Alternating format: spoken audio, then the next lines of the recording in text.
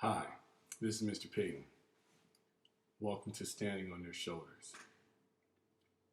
I want to dedicate this episode to the greatest American that I ever heard about, read about, or experienced, and that is Dr.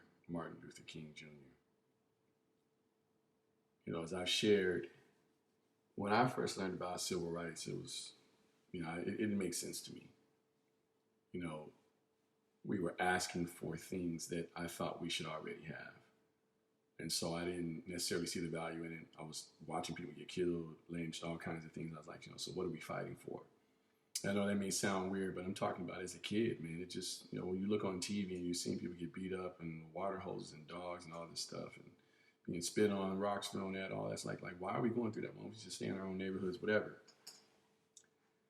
And then this guy, that's what he was to me at the time. He was a guy. I was like this dude on TV. And what was interesting about Dr. King was, I grew up in Pentecostal church, so I had seen preachers before.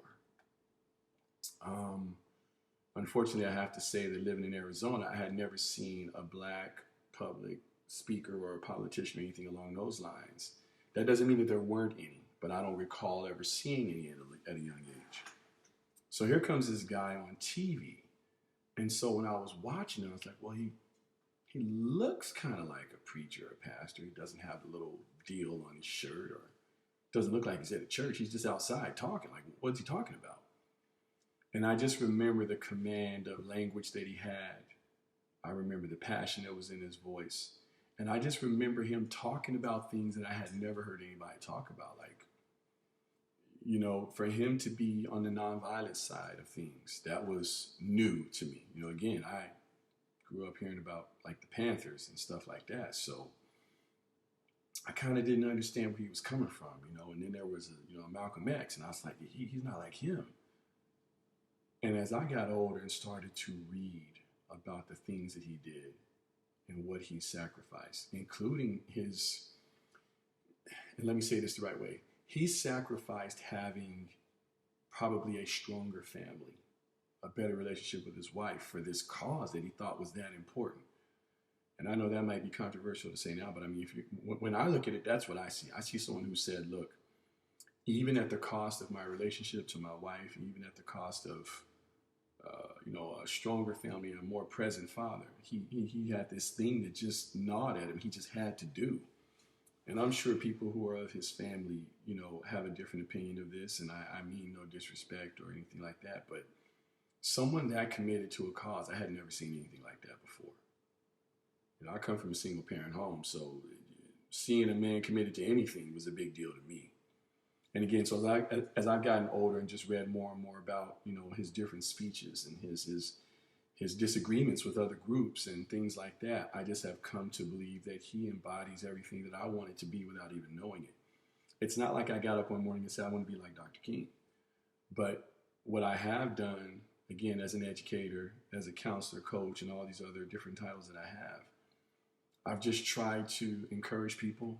I always try to do it with an attitude of service. I always look at it as I am serving. I am a servant. And I know that that's how he looked at things.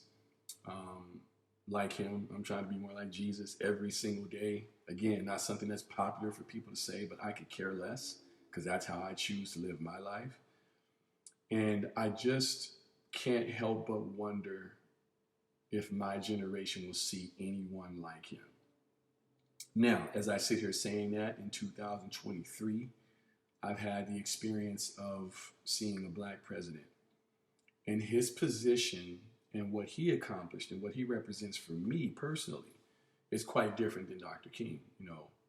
President Barack Obama showed me what it was like to be an executive. That's the example he gave me. As a person who has been in authority positions and who has led groups of people, I know how difficult it is for me to try to get things done when everybody doesn't look like me and has different agendas and all those kinds of things. I can't even comprehend what type of pressure, what it was like for Barack Obama to be in his position. But I'd be willing to bet that he modeled a lot of what he was doing after Dr. King. Any of us men, particularly men of color, particularly black men, If we are in leadership positions, and if we are in a situation where we want to be in public service or private service for that matter, we probably modeled ourselves after Dr. King. And so for that reason, he is, and probably will be for quite some time, be the most important, my favorite, and the best American example I've ever seen. Because when I think about what America could be, I think about the kinds of things that Dr. King talked about, you know, not being judged on the content, on the color of our skin, but on the content of our character. I mean, that's it right there in a nutshell. Give me a shot to show you that I have value as a human being. Don't look at me and decide that I'm an athlete or this or that. Just look at me and give me an opportunity to prove what it is I came to do. And if you do that, I can live with it. So thank you, Dr. King, for being an example for all of us young black men and all of us men in general who, gotta be kidding me. That's what happens when everything is connected to stinking Apple. But thank you, Dr. King, for everything you've done for all of us. I hope that I can, by some measure, lead people in the way that you have. So, again, my name is Mr. Payton, and this series is called Standing on Their Shoulders. Thank you for your time.